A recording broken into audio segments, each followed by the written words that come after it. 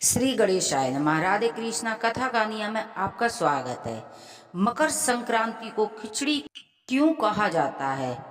खिलजी और बाबा गोरखनाथ से जुड़ी इसकी कहानी। नया साल आने पर अब कुछ दिन बचे हैं और साल में 2025 का पहला त्योहार मकर संक्रांति नजदीक है। यह त्योहार 14 जनवरी 2025 में मनाया जाएगा। क्या आपने कभी सोचा है कि आखिर ये त्योहार को खिचड़ी क्यों कहा जाता है? आइए जानते हैं विस्तार से। इस दिन खिचड़ी बनाने की परंपरा सदियों पुरानी है, मगर क्या आप जानते हैं कि खिचड़ी बनाने के पीछे क्या कहानी है? कहा जाता कि जब सूर्य मकर राशि में प्रवेश करता है तब मकर संक्रांति मनाई जाती है। इस दिन खिचड़ी दान करने का विशेष महत्व है। साथ ही घरों में खिचड़ी बनाई जाती है। अक्सर लोगों के दिमाग में सवाल आता है कि आखिर इस दिन खिचड़ी क्यों मनाई जाती है। बता दें कि इसके पीछे एक बेहद दिलचस्प कहानी है जिसके बारे में आपको जानना चाहिए। इसके बारे में विस्तार पूर्वक से जानते हैं।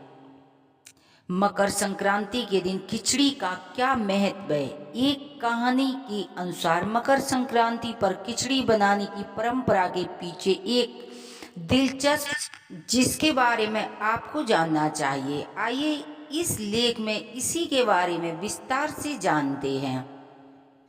कहते हैं कि जब खिजली ने भारत पर आक्रमण किया था, उस समय नाथ योगी युद्ध लड़ रहे थे। लगातार युद्ध के कारण उन्हें खाना खाने का समय नहीं मिला था और वे काफी कमजोर हो गए थे। उस समय गुरु गोरखनाथ ने सभी को दाल, चावल और सब्जियां मिलाकर एक साथ पकवान बनाने को कहा। इस तरह खिचड़ी बनी और भोजन जल्दी बन जाता और खाने में भी आसान है। नाथ योगी ने इस खिचड़ी को खाकर नई ऊर्जा प्राप्त की और युद्ध लड़ने लगे। तब से यह मकर संक्रांति पर खिचड़ी बनाने और खाने की परंपरा है। बाबा गोरखनाथ की सलाह से नाथ योगी ने दाल, चावल, सब्जियों को मिलाकर एक साथ नया पकवान तैयार किया। इस पकवान को उन्होंने खिचड़ी का नाम दिया। यह भोजन जल्दी पक गया और युद्ध में थके हुए योगियों को ताकत मिली। खिचड़ी को हराने के बाद योगियों ने मकर संक्रांति के दिन उत्सव मनाया और नए पकवान खिचड़ी को सबके साथ बांटा। तब से यही मकर संक्रांति के दिन खिचड़ी बनाने और बांटने की परंपरा शुरू हो गई है। यह परंपरा आज भी जारी है और खिचड़ी एक पौष्टिक और स्वादिष्ट भोजन है। मकर संक्रांति पर दही चूड़ा का विशेष महत्व है। इसे भगवान सूर्य को भोग लगाने की परंपरा है। मान्यता है कि दही चूड़ा खाने से रिश्ते मजबूत होते और सौभाग्य मिलता है। खिचड़ी के साथ दही चूड़ा भी चढ़ाया जाता है। हिंदू धर्म में दही चूड़ा को शुभ माना जाता है। कई राज्यों में मकर संक्रांति पर दही चूड़ा खाने की भी प्रथा है। यह सिर्फ एक रस्म नहीं बल्कि दही चूड़ा स्वास्थ्य के लिए भी फायदेमंद है। इसमें कई पोषण तत्व होते हैं जो शरीर को स्वस्थ रखते हैं। वहीं पर जानते हैं कि मकर संक्रांति अलग अलग राज्यों में अलग अलग नाम से कैसे मनाया जाता है।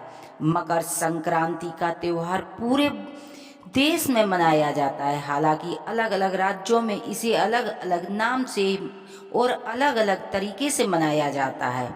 इस साल 15 जनवरी 2024 को मकर संक्रांति मनाई जा रही है कि जब सूर्य एक राशि से दूसरी राशि में प्रवेश करते हैं तो उस दिन मकर संक्रांति के रूप में कहा जाता है। मकर संक्रांति के दिन सूर्य धनु में मकर राशि में प्रवेश करते हैं। वही सूर्य उत्तर दिशा को ओर बढ़ना शुरू कर देते हैं, जिसे सूर्य उत्तरायण कहते हैं। इस दिन स्नान दान का खास और पकवान बनाने का खाने का महत्व है। जानिए मकर संक्रांति किन राज्यों में किस नाम से मनाया जाता और इसकी क्या परंपरा है। आइए जानते हैं कि उत्तर प्रदेश में मकर संक्रांति खिचड़ी के नाम से मनाई जाती है। कुछ शहरों में मकर संक्रांति को खिचड़ी भी कहा जाता है। भारत में इस दिन उड़द की दाल और चावल की खिचड़ी खाई जाती है। इस दिन तिल और गुड़ मूंगफली का भी महत्व होता है। स्नान के बाद लोग दान करते हैं और फिर घी के साथ खिचड़ी खाते हैं।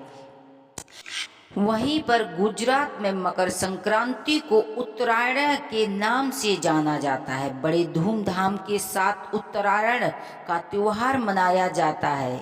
2 दिन तक चलने वाली इस त्योहार में काइट फेस्टिवल का आयोजन किया जाता है। इस खास मौके पर ऊंधियों और गुड़ की टिक्की खाने का महत्व है। वहीं पर जानते हैं पंजाब और हरियाणा में मकर संक्रांति को माघी लोहड़ी के रूप में मनाया जाता है। हालांकि लोहड़ी का त्योहार मकर संक्रांति से एक दिन पहले मनाया जाता है। आग जलाकर उसके आसपास घूमते हुए पूजा की जाती है। फिर रेवड़ी, मूंगफली और पॉपकॉर्न बांटे जाते हैं। वहीं पर जानते हैं तमिलनाडु में दक्षिण भारत में मकर संक्रांति को पोंगल के नाम से जाना जाता है। पोंगल को लेकर बड़ा उत्सव मनाया जाता है। इसे पूरे 4 दिनों तक मनाया जाता है, जिसमें पहले दिन भोगी पोंगल, दूसरे दिन सूर्य पोंगल, तीसरे दिन मट्टू पोंगल और चौथे दिन कन्या पोंगल तौर पर आयोजन किया जाता है। यहाँ रंगोली बनाई जाती है, खास पकवान चावल की मीठी गुड़ वाली खीर बनाई जाती है। केरल में मकर संक्रांति को केरल में मकर बिक्कू के रूप से मनाया जाता है। इस दिन खास तौर से लोग सबरीमाला मंदिर के पास जाकर ज्योति के दर्शन करते हैं। सूर्यदेव की उपासना की जाती है। कर्नाटक में मकर संक्रांति को कर्नाटक में एल्लू बिरोधु कहा जाता है। इस दिन कई धार्मिक अनुष्ठान किए जाते हैं। इस दिन यहाँ महिलाएं आपस के करीब 10 परिवारों के साथ एलू बेला यानी कि ताजा फल, गन्ने, तिल, गुड़ और नारियल का आदान प्रदान करती हैं।